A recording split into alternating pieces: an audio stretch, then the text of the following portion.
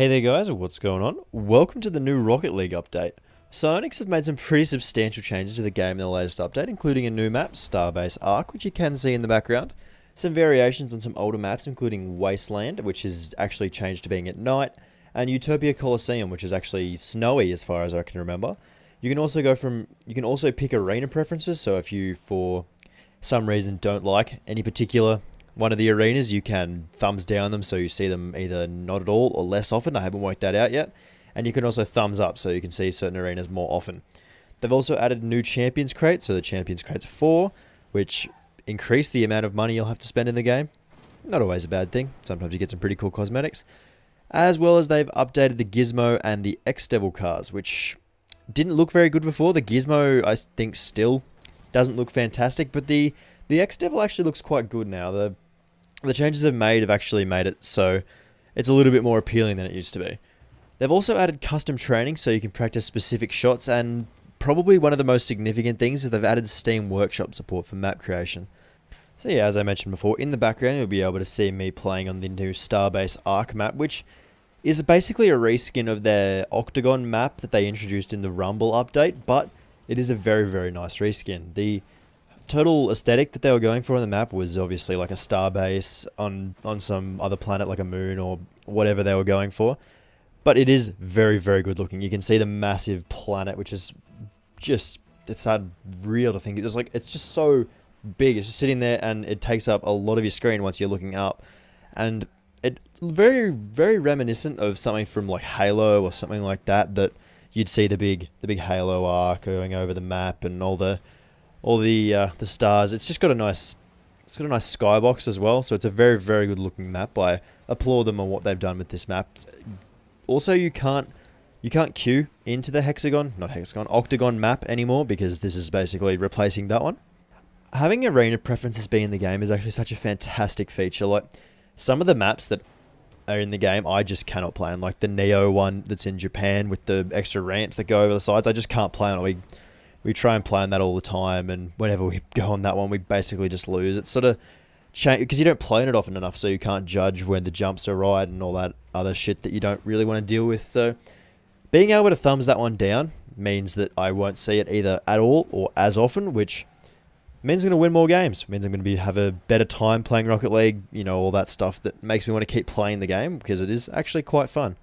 The new Champions Crate 4, I think it contains some pretty cool looking decals as well as some trails, and I think the major item that was up for grabs was the Octane XR something or other, which is just a updated skin of the original car, so the Octane, which actually looks very nice compared to the old one. They've done a nice little change on that one, so it's very, very good looking.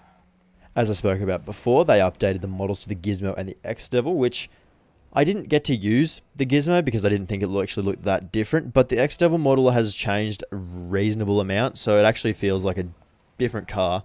Usually when you play within one of the cars that they've updated the model to, it feels slightly different. What I mean by that is it feels smoother, like they've taken a look at it and been like, this car needed an update, the model needed to be changed somewhat, and it feels a little bit zippier around. I mean, that's probably just like a placebo effect that I'm just making up in my mind, but it still helps a little bit. You feel a little bit more maneuverable in cars like that. It's also got quite a wide base, so it's nice for shots similar to the Breakout, which is nice and flat. You can get the big flip shots on, so that's always nice, and you can still get your nice pinches and stuff like that with the pointy front of it. I also did take a look at the custom training mode, which you'll also see in the background here.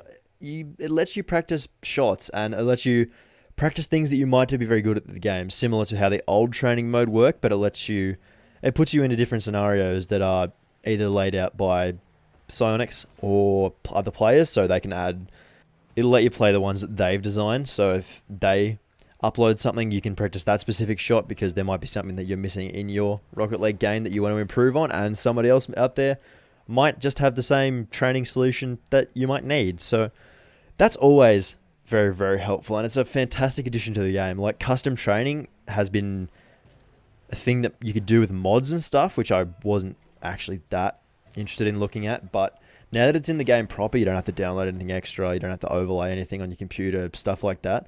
it makes it much, much easier to just practice the same shot over and over again. I didn't end up using or making my own custom training thing so I could learn a specific shot like that, but from what I've seen, it's actually fairly intuitive. You just drag and line up the ball wherever you want it to go, and then you test it, see if it bounces where you want it to, and then you play through it and see if you can actually finish it. And then obviously you can upload it to the thing, or you can share it with your friends, or you can basically do whatever you want with it. But like I mentioned, one of the most significant things of this update is actually the Steam Workshop support for the map creation. There are some insanely talented people out there who are really keen and interested in Rocket League who would love to work for Psyonix, or they would love to design their own maps, and that's something that they've added to the game to let really creative people just design maps. And eventually, similar to how TF2 works, I'm guessing that they're just going to implement the most upvoted community maps, or the most favorite ones, the best designed ones, stuff like that. So the most popular ones they'll probably end up adding to the game anyway, which is just so fantastic. But it just helps add to the game that so many people actually love. Like, I mean, it's cross-platform. People are playing it all the time. There's heaps of different game modes, different maps that you can play on. People are going to be very creative with this, and they're going to come up with maps that you didn't actually think of, and they're just like, well, this is the map that I've wanted all along, so here it is. You can check it out for yourself and go from there. But yeah, that was just a quick little look at the Rocket League update. I think it's the last one for the year, as they mentioned, being it's actually very, very close to the end of the year, so this is the last one they're releasing for this year, 2016. So, well done, Psyonix. This is a very, very good update. Thank you very much for this one. And this has been Luke from Less Than Average Gaming, and I hope you guys have an above average day. And I will see you in the next episode. Bye!